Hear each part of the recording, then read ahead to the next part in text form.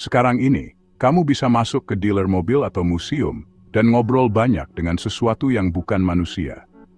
Robot itu melihatmu, menanggapi nadamu, mengingat apa yang kamu katakan sebelumnya, dan melanjutkan interaksi seolah-olah dia mengenalmu. Kebanyakan orang berpikir robot menggantikan pekerjaan fisik seperti pekerjaan pabrik. Itu belum semuanya. Banyak robot sekarang dibuat untuk menggantikan interaksi, dan itu muncul.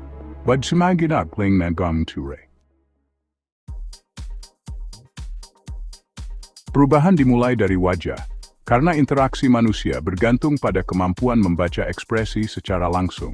Wajah robot dibuat dengan bahan yang lentur, aktuator kecil di bawah permukaannya, dan kamera dipasang di tempat mata seharusnya berada. Komponen-komponen ini mendeteksi perubahan kecil pada ekspresi seseorang.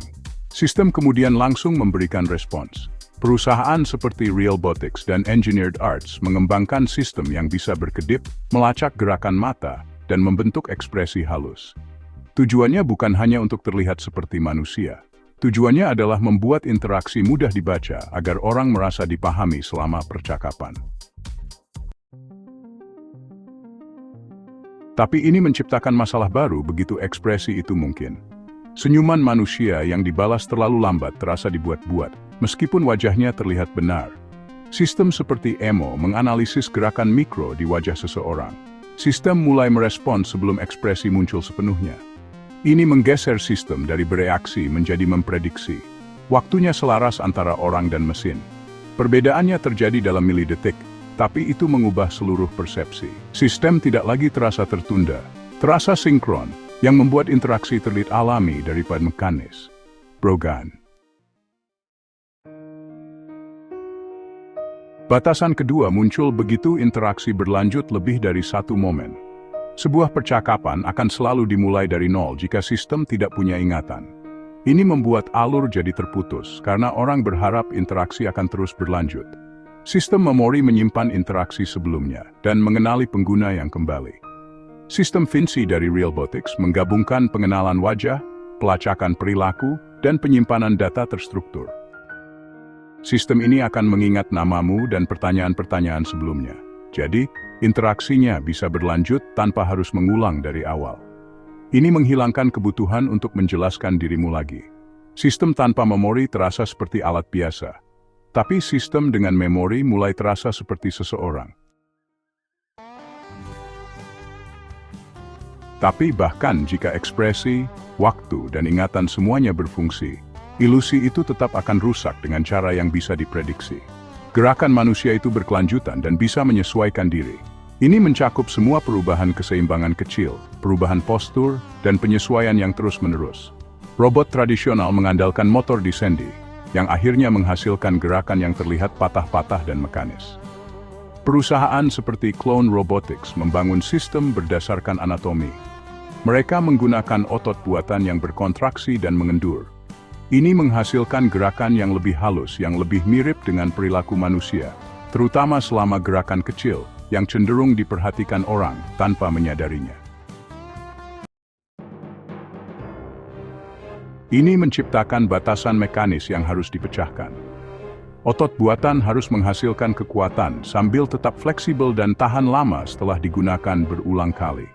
Sistem yang lebih kuat, lebih cepat rusak. Sistem yang lebih fleksibel, lebih tahan lama, tetapi menghasilkan lebih sedikit kekuatan.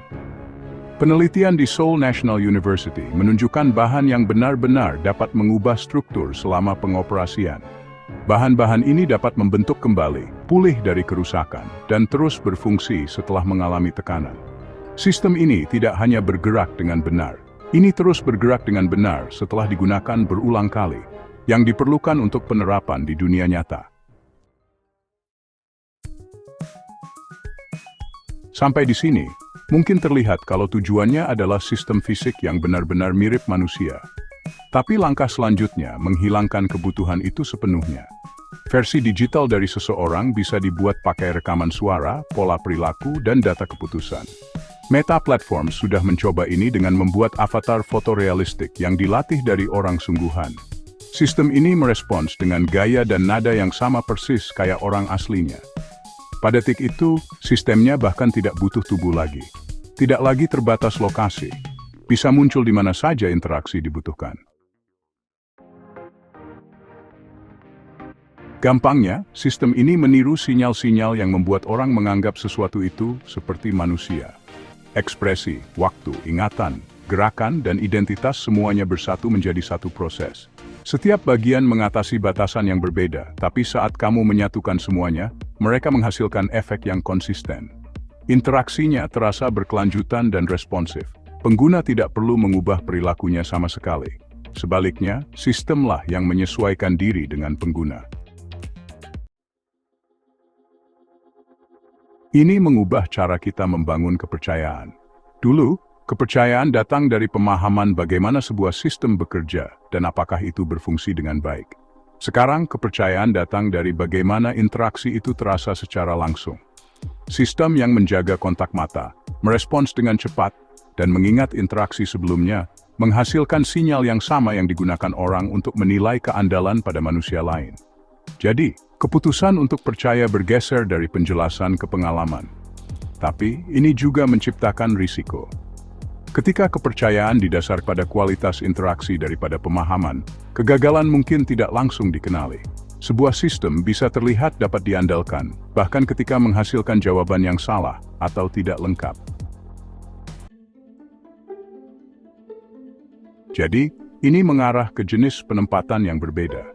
Daripada menempatkan mesin di lingkungan terpencil, perusahaan menempatkannya dalam peran yang membutuhkan interaksi. Asisten humanoid dapat menyapa pelanggan, menjawab pertanyaan, dan memandu keputusan. Sistem tidak perlu mengungguli manusia dalam setiap kategori. Itu hanya perlu menyamai kualitas interaksi sambil tetap konsisten. Jika interaksinya terasa sedikit lebih lancar atau lebih dapat diandalkan, pengguna mungkin, seiring waktu mulai menyukainya. Dalam jangka panjang, perbedaan kecil dalam konsistensi dapat mengubah perilaku, bahkan jika kemampuan dasarnya. Tapi ini menciptakan sebuah pertukaran yang mudah terlewatkan.